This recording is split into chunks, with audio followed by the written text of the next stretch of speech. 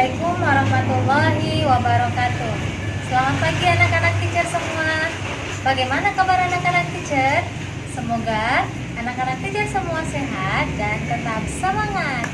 Alhamdulillah anak-anak teacher masih bertemu lagi dengan teacher-teacher kelas 3. Kita masih dengan tema yang sama, tema yang kelima, subtema yang kedua, pembelajaran 5 dan 6. Nah, sebelum kita memulai pembelajaran, alangkah baiknya kita berdoa. Ikutin teacher ya. Bismillahirrahmanirrahim. Rabbi zidni ilman warzuqni fahman. Amin. Selesai berdoa, mari kita mendengarkan penjelasan dari teacher-teachernya. Anak-anak, sekarang kita belajar tentang kalimat efektif. Kalimat efektif memiliki aturan-aturan. Yang pertama itu adalah kalimat efektif memiliki unsur utama kalimat, yaitu terdapat subjek dan predikat. Nah, contoh yang pertama teacher contohkan, bisa kita lihat di halaman 49, yaitu Nina belajar. Nina belajar. Nina sebagai subjek, sedangkan belajar sebagai predikat.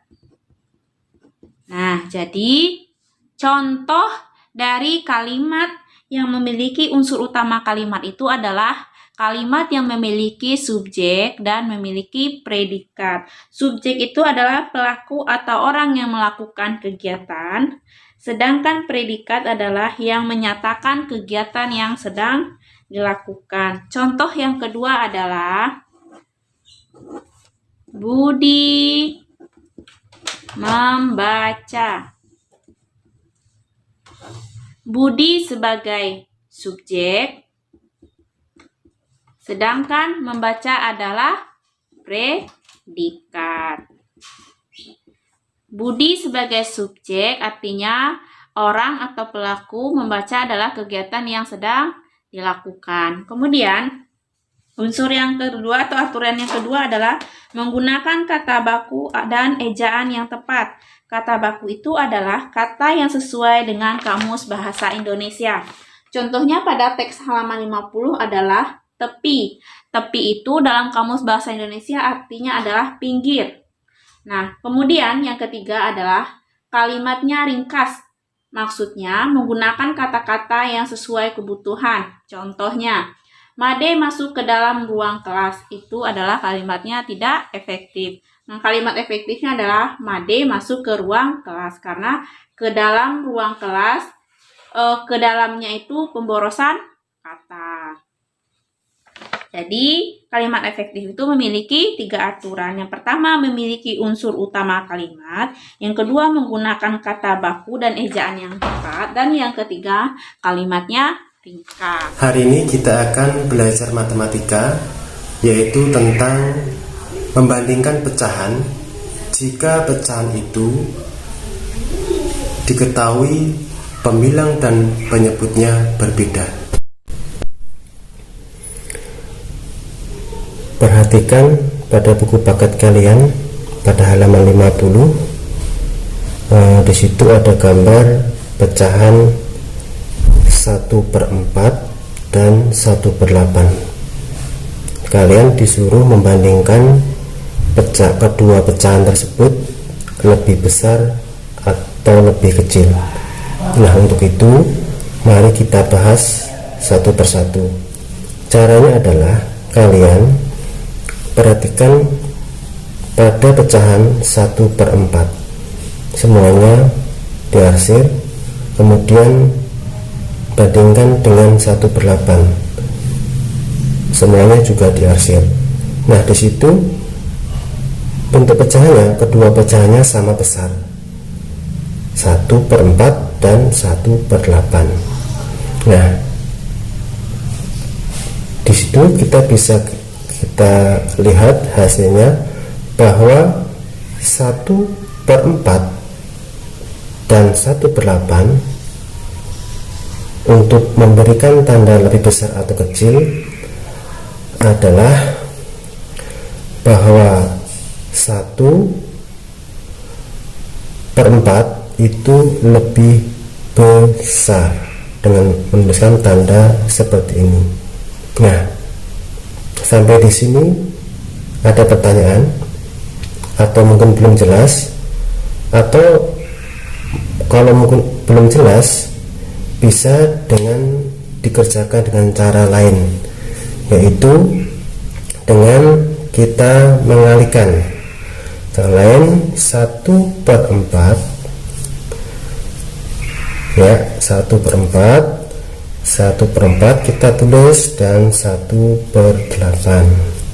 Nah, caranya kita kalikan 1 kali 8, 1 kali 8, kemudian kita garis bawah, kan kalikan lagi 4 dan 8, 4 dan 8, maka hasilnya 1 kali 8 adalah 8, 4 kali 8 adalah 32. Nah, diketahui hasil 8/32 untuk 1/4. Sedangkan 1/8 kita tulis balik 1/8 dan 1/4. Kita kalikan sama seperti di atas, 1 kali 4 per 8 kali 4 sama dengan 1 kali 4 adalah 4 dan 8 kali 4 adalah 32. Nah, di situ kita lihat dari pembilangnya, yang 1/4 adalah 8 dan pembilangnya 1/8 adalah 4. Berarti angka 8 adalah lebih besar.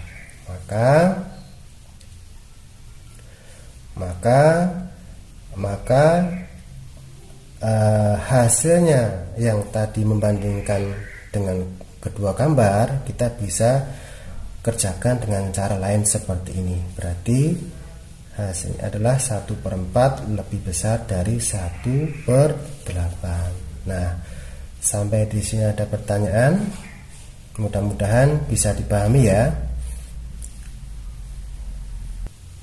Nah, sekarang kita lanjutkan untuk halaman 51. Di halaman 51 di situ ada kedua pecahan di mana pembilang dan penyebutnya berbeda, seperti pada soal yang pertama. Dan soal yang kedua ini pada halaman 51 di situ terdapat pecahan 2/6. Jika digambarkan seperti ini, gambarnya harus sama dan bawahnya adalah 3/5. 3 sebagai pembilang, penyebutnya adalah 1, 2, 3, 4, 5. 3/5. Nah, caranya sama seperti yang pertama. Kalian lihat kedua gambar bahwa untuk mengisi lebih besar lebih kecil, caranya bisa dengan cara yang lain seperti tadi. Selain kita menggabungkan kedua gambar, yaitu dengan kita tulis sama 2/6 dan 3/5 sama, kita kalikan 2 kali 5 per 6 kali 5 sama dengan 2 kali 5 adalah 10 per 6 kali 5 adalah 30 ya. Untuk 2/6 berarti nilainya adalah 10/30. Sedangkan yang 3/5 adalah 3/5 dan 2/6 sama dengan, caranya sama, 3 kali 6 per 5 kali 6 sama dengan 3 kali 6 adalah 18 dan 5 kali 6 adalah 30. Berarti Di sini hasilnya adalah yang lebih besar untuk pecahannya adalah 18. Nah, maka untuk 2/6 itu lebih kecil dari 3/5 ya. Jadi 2/6 lebih kecil dari 3/5. Anak-anak, kita bisa buka bukunya halaman 54 dan 55. Di situ ada bencana pada musim kemarau, yaitu pada teksnya. Kita bisa membaca teksnya, kemudian setelah kita membaca teks, kita temukan informasi penting yang ada di dalam teks tersebut. Yaitu bisa dengan kita simpulkan. Yang pertama itu adalah akibat kemarau panjang. Akibat kemarau panjang, yang pertama itu adalah cadangan air berkurang, kekeringan, kemudian waduk dan air danau menyusut, kemudian sumur menjadi kering. Kemudian cara petani mengatasi kemarau panjang itu adalah yang pertama menanam palawija, kemudian menanam jagung, menanam kacang tanah, dan bisa dengan menanam umbi-umbian. Jadi ketika kita membaca suatu teks, maka kita bisa mencari informasi penting yang ada di dalam sebuah teks tersebut. Anak-anak, gambar yang di samping ini adalah gambar saling gotong royong, saling membantu. Nah, pada suatu hari di suatu daerah terjadi musim kemarau. Nah, jadi masyarakat bermusyawarah untuk menggali sumur yang baru untuk mendapatkan air. Nah, di situasi tersebut, masyarakat saling membantu, saling menolong demi mendapatkan sebuah air. Nah, gotong royong itu tujuannya untuk kepentingan bersama. Dan dari situ, gotong royong mempunyai sebuah manfaat. Manfaatnya apa saja? Yang pertama adalah kebersamaan dalam keragaman. Nah, dalam lingkungan sekitar kita saling bergotong royong. Nah, dalam lingkungan sekitar kita itu kita pasti mempunyai keragaman seperti pembelajaran sebelumnya. Ada yang agamanya Muslim, ada yang non Muslim, ada yang sukunya suku Sunda, suku Jawa, suku Batak, dan lain sebagainya. Nah, kemudian setelah itu yang kedua, manfaatnya adalah tolong menolong.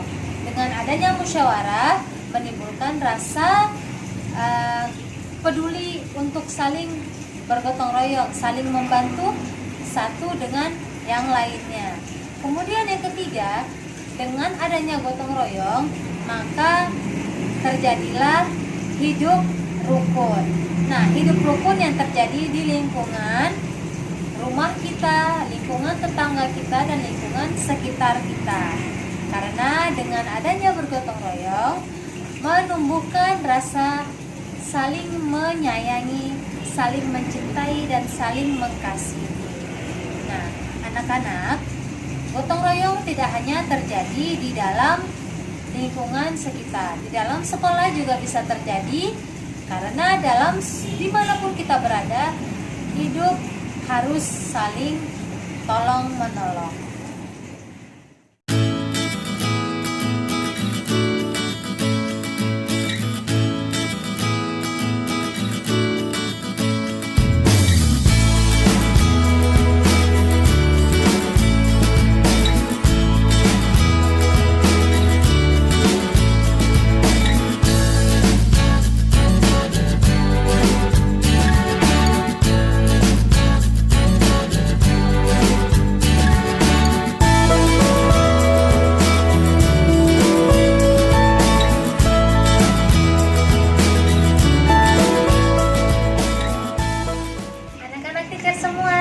Bagaimana penjelasan dari teacher-teachernya yang tadi? Semoga apa yang dijelaskan oleh teacher-teachernya mudah dipahami dan tidak membosankan. Nah, anak-anak, setelah anak-anak melihat video penjelasan dari teachernya, anak-anak dipersilakan untuk membaca buku terlebih dahulu.